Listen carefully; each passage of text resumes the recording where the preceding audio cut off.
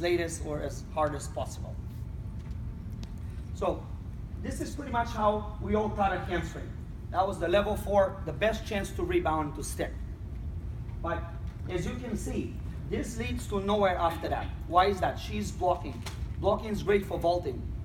But if I'm doing skill from my hands to my feet, landing back on the floor, it doesn't make sense to lose time up, to go away from the floor, because you can't punch after that. So, like I said, if you want to teach as a coach a handspring level 4 rebound stick, that's not a bad way to teach it.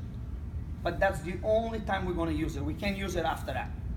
That's why you see more and more gymnasts are now running versus doing handspring. Because the handspring, the angle we're creating, arms reaching out, blocking, it's leading to nowhere, right? So let's talk about what can we do better. So I'll show you a few of the drills that we're using at the range kind of to change when the kids come to us. Now, guys, very similar to cast handstand and bars. We want to teach cast handstand, and the kids start this way with the heels, and we pretty much teach them like a handspring over, right? We make them so they're not afraid to lean over the bar. That's pretty much what we want to create.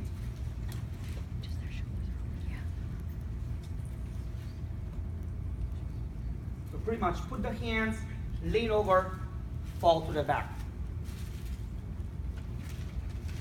The shoulders always got to travel to the direction where your body is going. We cannot go backward.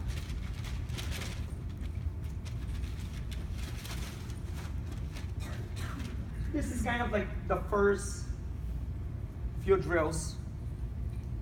I think it's a little bit easier to start from high to go down because they don't know the concept. If you start right on the floor comes pretty quick. But then as they get better,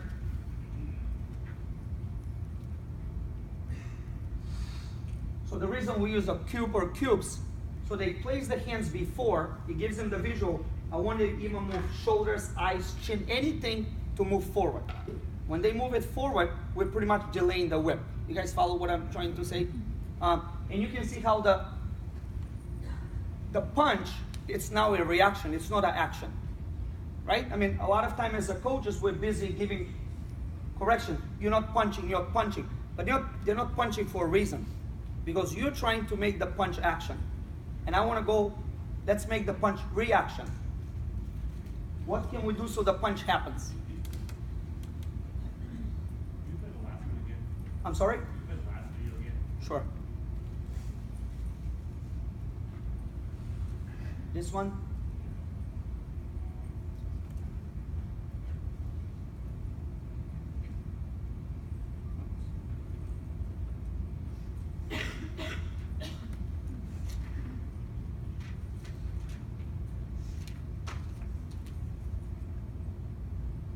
Good? Okay.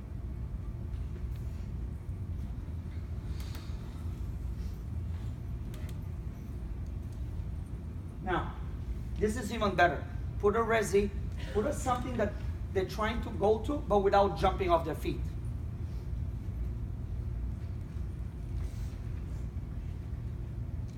Another thing, guys, I mean, I always suggest maybe put a sting mat, something softer because too many arches. And again, the arch should not be too much on the back. Again, I want him to arch more on the front. But again, and guys, seriously, I don't know what, okay, I mean, that's how we're going to go, I guess, today.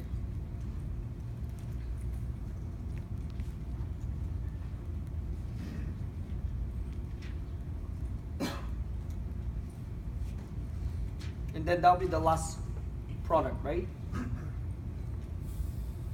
can see how much shoulders are leaning ahead of the body.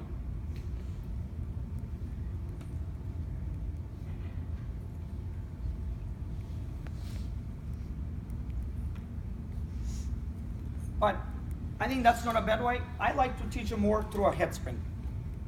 And here's the 5 steps I'll take. As I said earlier, if we teach a head spring,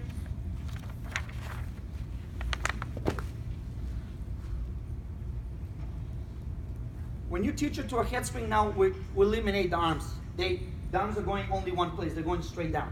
They're not reaching out. Another thing, they're loading into the ground and then arch on the way down, right? So I think it's a lot more consistent way. And then step 2 will be able to power hurdle. to head spring.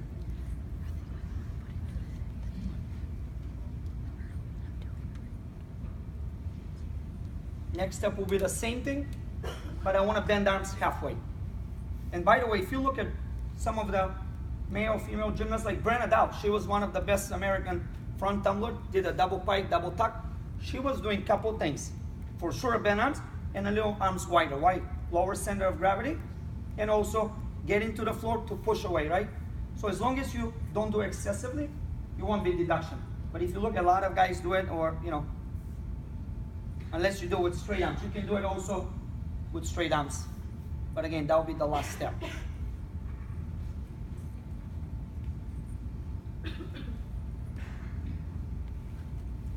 See, all those methods will create a handspring that is going into the ground or floor versus up. So that's why I'm just trying to change the angles. So, very important. A lot of times the girls are reaching, but they say, oh, shoulders gotta move.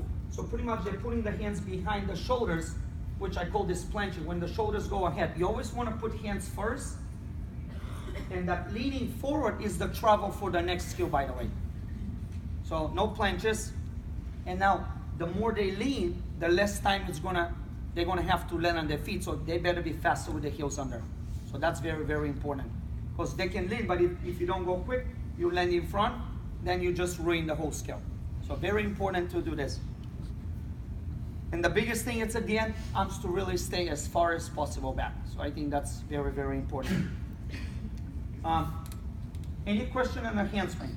I mean, I think it's, yes? Do you have any good drills to prevent the planching? I mean, the good drills, as I said, head spring, or pretty much recover all the, yes? Can you go back to no, just the one in the middle with the words, because I missed part of it. This one? That's the last one. That one. Yeah.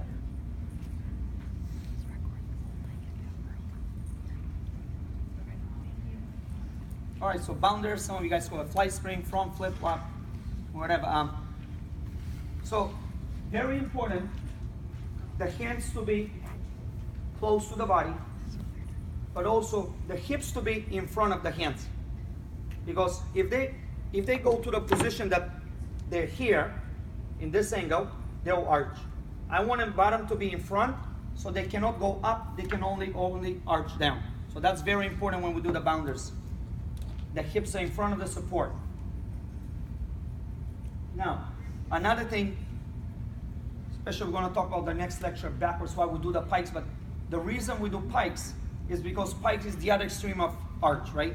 So a lot of times the gymnast doing hollow, but a lot of times in order for them to hollow, they're driving the heels. So when we do the pike, I'm moving center of mass. Versus when we're doing hollow or arch, I'm not moving as well. So that's why I feel teaching little kids, we should teach them through pikes. As time moves on, they get better. I think they're gonna get to the hollow shape.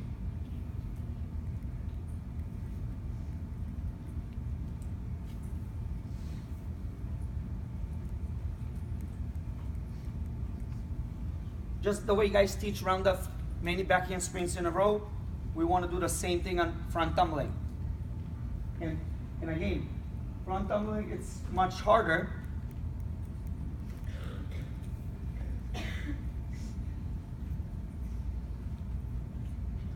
Because I bet if you, whatever your time you put on floor, let's say it's 40 minutes, you're doing 10 minutes forward, 30 backwards. So we don't spend enough time to begin with, but also I think it's because the new, human nature, they want to see where they're going, and that's why it prevents them to do, they might do one skill well, but as soon as you put 2-3 skills, they really start moving backwards. When we do bounders, as you see, I never teach rebound up. It's a fly spring, and then feet under, travel forward. Exaggerate the drills. Then we do connected bounders. Very important, the speed to be the same. As we're doing more bounders in a row, they simply get longer. They're not faster. You gotta get longer. The key on multiple skills, it's not the speed, it's the travel. So that's what we're looking for. And then we start putting handspring bounder,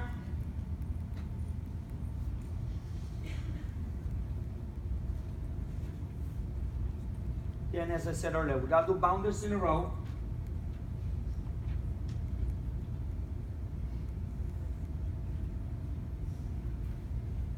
Then we're going to go to the front tucks.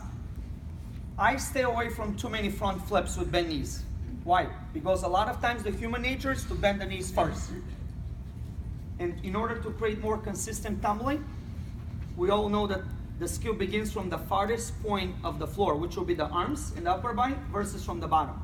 We want to actually stay as long as possible on the floor. So I'll just go a few tucks so we can see the process, but in general,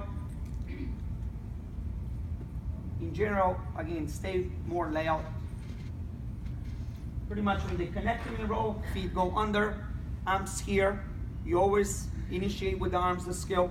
If the arms go straight, the body becomes too tall, so it's going to slow down the legs. That's why from here, you want to be more here. Still move forward.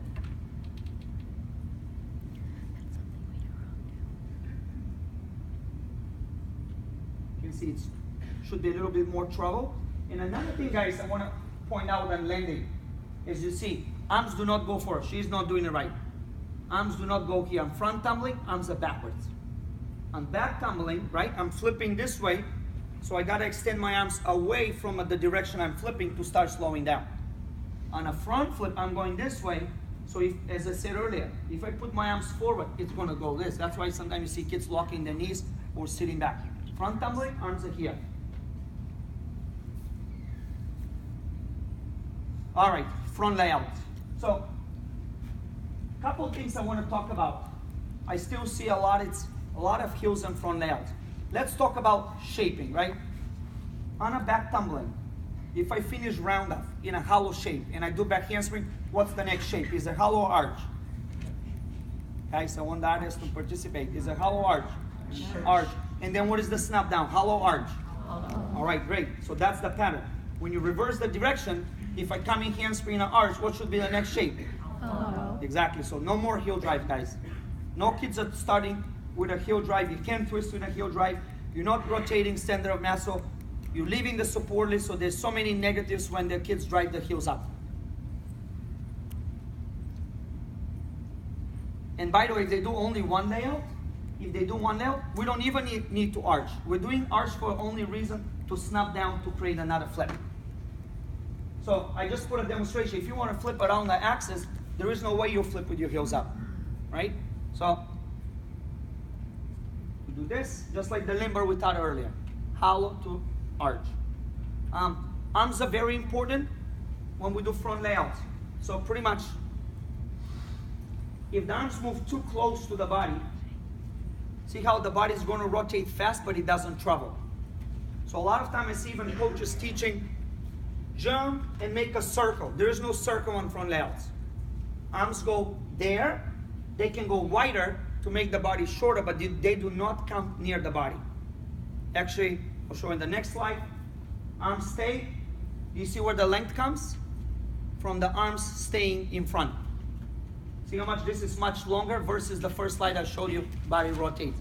So the arms play a major role in front tumbling.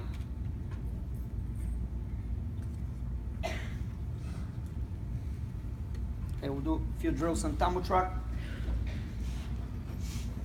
That's annoying, so. I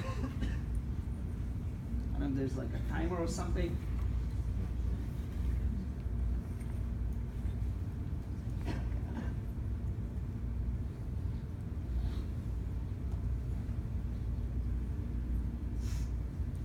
Here's the word teach back whips. So if they're going to do handspring, layout, punch, double front, I would not do a long layout. I'll do very quick whip so they can punch the floor. If they're going to do full layouts, if they do single twisting skills, I'm going to do longer skills. Just like back tumbling. I do whip for the doubles. If I do 1.5, then I have a different angle.